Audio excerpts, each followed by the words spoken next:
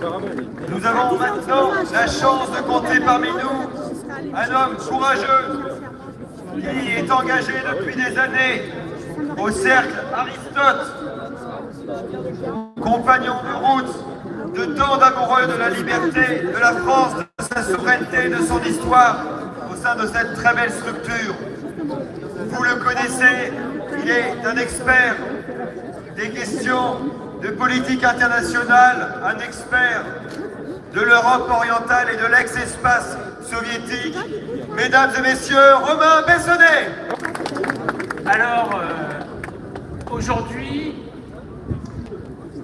depuis les dernières déclarations du président Trump, qui nous montrent que lui au moins n'a pas de problème oculaire, c'est-à-dire que l'Ukraine est une dictature, qui a des centaines de prisonniers d'opinion dans les prisons et dans les caves du service de sécurité de l'Ukraine, le SBU, qu'on surnomme là-bas la Gestapo ukrainienne.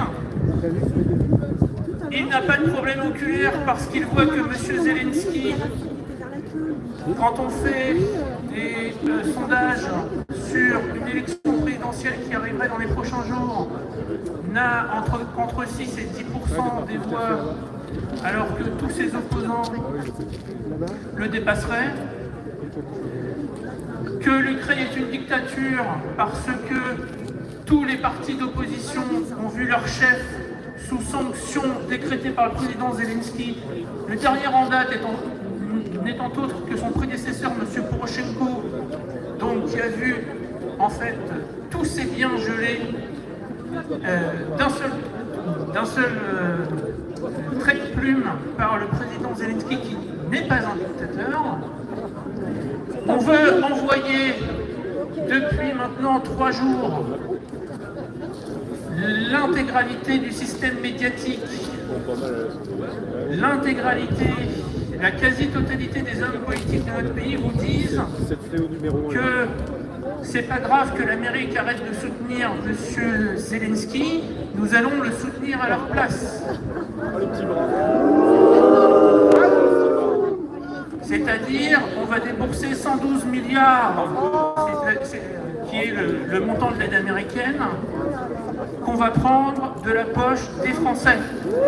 Parce que qui contribue le plus à l'Union européenne? La France et l'Allemagne. Donc, les milliards qu'on promet à Zelensky, c'est de notre poche qu'on veut les prendre. Est-ce qu'on va les laisser faire? Deuxièmement, les mêmes viennent avec une musique vous dire que parce que les USA vont se désengager d'Europe, parce que le grand frère a décidé d'aller jouer ailleurs, on va créer l'armée européenne. C'est-à-dire qu'on va prendre des fils de France, quel que soit leur prénom, pour les envoyer à Riga, à Vilnius, à Bucarest, alors que nous n'avons pas de problème à gérer dans notre pays. Nous n'avons pas, par exemple, de soldats à envoyer pour aller aider notre population qui souffre à Mayotte, mais nous avons des soldats à envoyer dans les pays baltes et en Roumanie. Est-ce que c'est juste? Les fils de France doivent défendre la terre de France. Un point, c'est tout.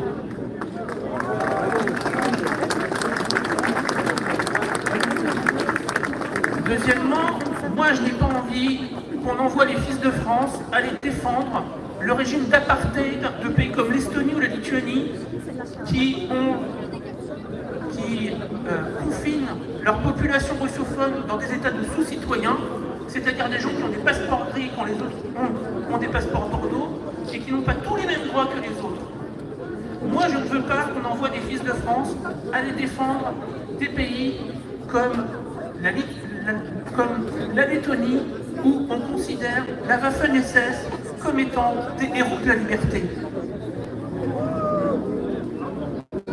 Moi, je n'ai pas envie, tout simplement, que notre arme nucléaire, que le général de Gaulle nous a donné servent à menacer la France de vitrification si on s'ingère dans un conflit entre la Russie et certains de ses ex-républiques parce qu'elle martyrise les populations russophones.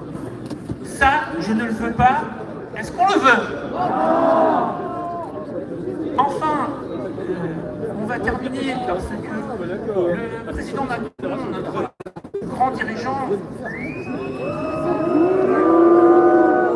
donc, veut que nous envoyions les soldats français mourir en Ukraine pour protéger la dictature que je vous ai décrite. Et il le fera dans le cadre de l'Europe de la défense. Si vous ne voulez pas de l'Europe de la défense, un seul moyen, c'est le Frexit.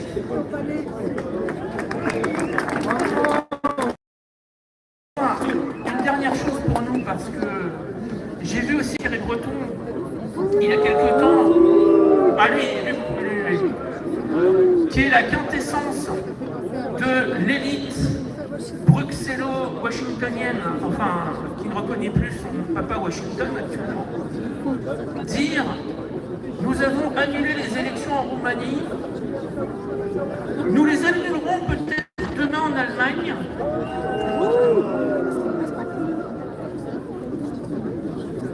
Et lorsque nous disions avec Florian, il y a quelques temps, il y a quelques années, que le Covid était une rupture et que l'après ne sera plus comme l'avant, vous en avez la preuve. Aujourd'hui, on peut annuler des élections, on peut fermer des chaînes de télévision, comme C8, qui avait donné la parole, qui était l'une des rares chaînes de télévision à nous donner la parole à l'époque du Covid. Merci C8.